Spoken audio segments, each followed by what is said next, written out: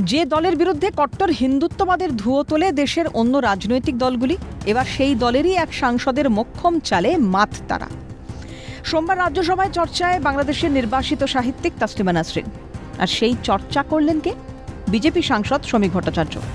এদিন রাজ্যসভায় যখন তাকে বলতে অনুরোধ করেন রাজ্যসভার ভাইস চেয়ারম্যান শ্রী হরিবংশ, তখন শুরুতেই নিজের মাস্টার স্ট্রোকটি দেন বিজেপি সাংসদ। তাসলিমাকে কলকাতায় ফেরানোর পক্ষে সওয়াল করেন শ্রমিক।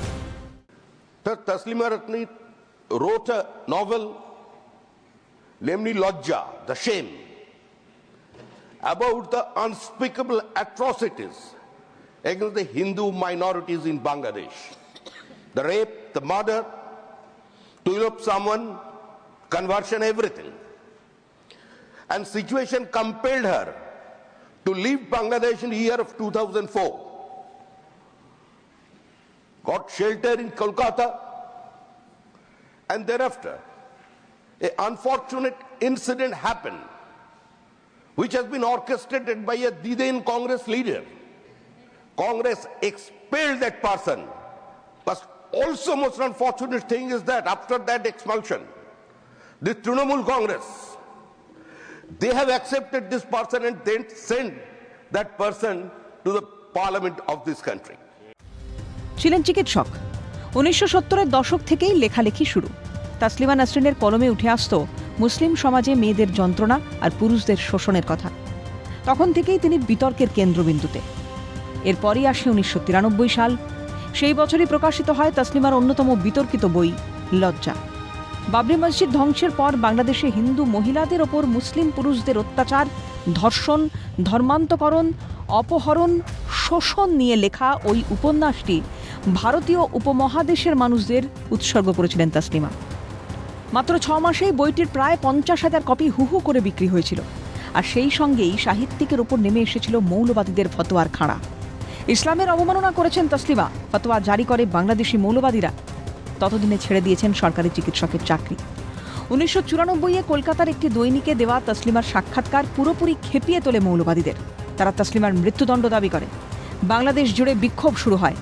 এরপরই তৎকালীন বাংলাদেশ সরকার সাহিত্যিকের গ্রেপ্তারি পরোয়ানা জারি করে। কিছুদিন আত্মগোপন করে থাকার পর আদালতে হাজিরা দিয়ে জামিন পান তিনি। তারপরই বাংলাদেশ ছেড়ে সুইডেনের শরণ নেন। 1994-তে তৎকালীন বাংলাদেশ সরকার তাঁকে নির্বাসন দেয়। এরপর টানা 10 বছর কখনো আমেরিকা, কখনো ইউরোপের বিভিন্ন দেশে আশ্রয় নেন তিনি। নিজের দেশে ফিরতে পারেননি, কারণ তার বাংলাদেশি পাসপোর্ট খারিজ করে দেয় সে দেশের সরকার। নির্বাসনে থাকাকালীনই লেখেন আমার মেয়েবেলা। 2003-এ প্রকাশিত হয় ওই বইয়ের 3য় ভাগ দ্বিখণ্ডিত। নিজের জীবনের অভিজ্ঞতা, মৌলবাদীদের হুঁশিয়ারি সম্পর্কে লেখা তাসলিমার বই বাংলাদেশে তো নিষিদ্ধ হয়ই, পশ্চিমবঙ্গেও বইটি নিষিদ্ধ ঘোষণা করে বুদ্ধদেব ভট্টাচার্যের সরকার। যদিও 2005-এ কলকাতা হাইকোর্টের ডিভিশন বেঞ্চ সেই নিষেধাজ্ঞা প্রত্যাহার করে। 2004-এ ভারতে বসবাসের জন্য অস্থায়ী ভিসায় কলকাতা আসেন তাসলিমা। কলকাতায় এসে নিজের দেশের অনেক কাছাকাছি এসেছিলেন বলে স্বস্তি প্রকাশ করেছিলেন তিনি। তবে ভারতের কট্টর ইসলামপন্থীরা তাসলিমার বিরুদ্ধে ছিল বরাবরই। 2006-এ কলকাতার টিপু সুলতান মসজিদে তৎকালীন ইমাম তাসলিমার মুখে কালি লাগানোর জন্য অর্থ পুরস্কার ঘোষণা করেন। 2007-এ অল ইন্ডিয়া মুসলিম পার্সোনাল বোর্ডের সভাপতি তাকির রেজা খান তাঁর মাথার দাম 5 লক্ষ টাকা ধার্য করেন। তিনি এও ঘোষণা করেন তাসলিমা ক্ষমা চেয়ে তাঁর সব বই পুড়িয়ে দিলেই ফতোয়া প্রত্যাহার হবে। হায়দ্রাবাদে নিজের বই শোধের তেলুগু অনুবাদের প্রকাশ অনুষ্ঠানে তার উপর হামলা চালায় অল ইন্ডিয়া মজলিসে ইত্তেহাদুল মুসলিমিন পার্টির 3 বিধায়ক। কলকাতাতেও তাসলিমার বিরুদ্ধে ফতোয়া জারি হয়। শহর জুড়ে শুরু হয় মৌলবাদীদের বিক্ষোভ। অবশেষে 2007-এর 21শে নভেম্বর কলকাতা ছাড়তে বাধ্য হন তাসলিমা। তৎকালীন বাম সরকার, যারা নিজেদের ধর্মনিরপেক্ষ বলে পরিচয় দেয়, তারাও একজন নির্বাসিত মহিলা সাহিত্যিককে নিরাপত্তা দিতে পারেনি, জানিয়ে সোমবার রাজ্যসভায় কটাক্ষ করতে ছাড়েনি শ্রমিক ভট্টাচার্য। मेरा लेफ्टिस्ट कोई फ्रेंड दिखाई नहीं दे रहा है। They have observed the International Women's Day. They are talking about Rosa Luxemburg, Clara Jetkins, but they didn't utter a single word about Dr. Taslima Nasrin. বিজেপির বিরুদ্ধে ওঠা মেরুকরণের অভিযোগকে পেছনে ফেলে এদিন কাজী নজরুলের কলমে শ্যামাবন্দনার উল্লেখ করে শ্রমিক বলেন তাসলিমা কলকাতায় ফিরতে চান। তাসলিমা নাসরিনের কাছে কলকাতা শহর প্রাণের শহর। তাসলিমা নাসরিন কলকাতায় ফিরে আসতে চান, বাংলায় কথা বলতে চান, বাংলায় কবিতা লিখতে চান, বাংলায় সাহিত্য সৃষ্টি করতে চান। পশ্চিমবঙ্গ মানে কাজী নজরুলের কলমে শ্যামা মায়ের বন্দনা। কলকাতা ছাড়ার পর কখনো রাজস্থান তো কখনো দিল্লিতে থেকেছেন তাসলিমা, কিন্তু কলকাতাকে বরাবরই নিজের দ্বিতীয় বাড়ি বলেই ভেবেছেন।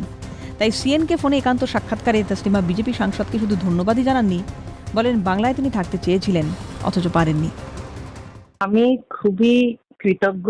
আসলে সেই 2007 সালে আমাকে কলকাতা থেকে বের করে দেওয়ার পর তো এইভাবে কেউ বলেননি, বিশেষ করে কোনো পলিটিশিয়ান এই প্রসঙ্গে কোনো কিছু এ পর্যন্ত বলেননি। তিনি বলেছেন, তাকে আমি অন্তরের ধন্যবাদ জানাচ্ছি।